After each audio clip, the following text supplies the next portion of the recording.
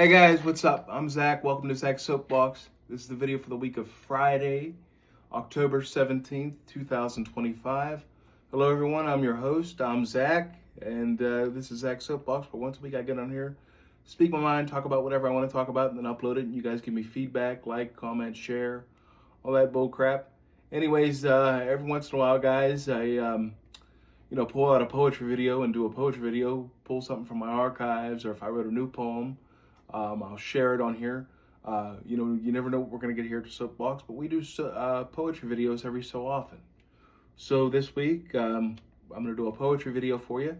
I wrote all these, of course. This is, my soapbox, so I wouldn't read anyone else's poetry unless, because this is mine. So, of course, I write all these, and I pulled these out of my archives. Back when I used to write almost every day. There were times where, like in my 20s, I was writing 3 and 4 poems a day. So this week we're gonna do a love theme and love poems this time. So it all has like a love theme: makeup, breakup, in love, out of love, etc. So anyway, the first poem is called My Promise. I wrote it January 22nd, 2008. And would have been 22 at the time. But anyway, here's the poem, and it goes like this. I promise to always be faithful and true. I promise to appreciate the gift of starting each and every day next to you.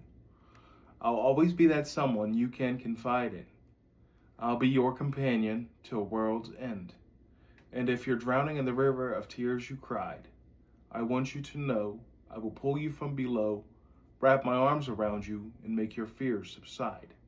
And if 1,000,000 miles makes our group of 1, 2, I promise to spend the rest of my days finding ways to reunite with you. I promise to be your Superman. I promise no man can love you like I can. That was the first one. I remember writing that out, and then I kind of crossed out the whole thing and then rewrote it. And then what the heck, I'll do, let's do Diamond in the Rough. I wrote this March 29th, 2008. I would have been 22 going on 23 at the time. Just a few months after the last one. I read about 2 months. Anyways, Diamond in the Rough. When you're with somebody, their little idiosyncrasies, their little, when they chew, when they laugh, when they pick their nose, when they scratch their ass, whatever they do, that little idiosyncrasy that makes them them and kind of makes them a unique person. Anybody else it would annoy you, but because it's the person you love and the person you care about, you like it. You know what I mean? So sometimes when you truly love someone or care about someone, their imperfections and their shortcomings almost become attractive in what you like about them. You know what I mean? Just like when a girl gets around a guy and she starts laughing all the time. The guy didn't become a comedian overnight. What it is that the girl is interested in the guy, and she kind of wants to express that even through laughter and tears and smiles and so on and so forth. But so, nobody's perfect and everybody's ass has a crack in it, but it's those idiosyncrasies that make us us and make us humans. And sometimes it's like when you fall in love with people's imperfections is when you truly love them. You know what I mean? It's just like being there for somebody when times are tough.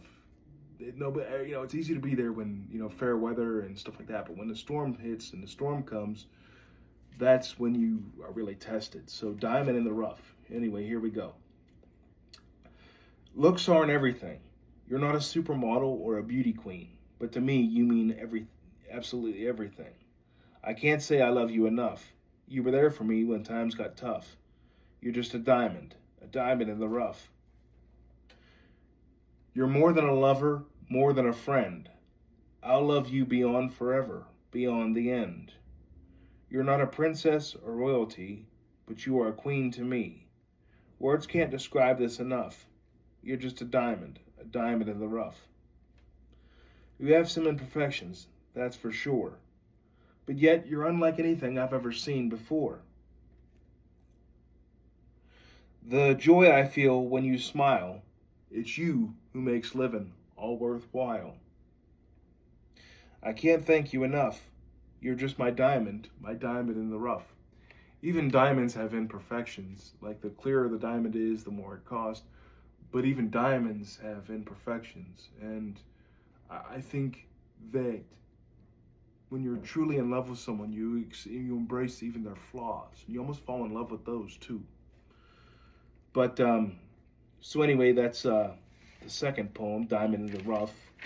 And then what the heck? I'll do, let's see.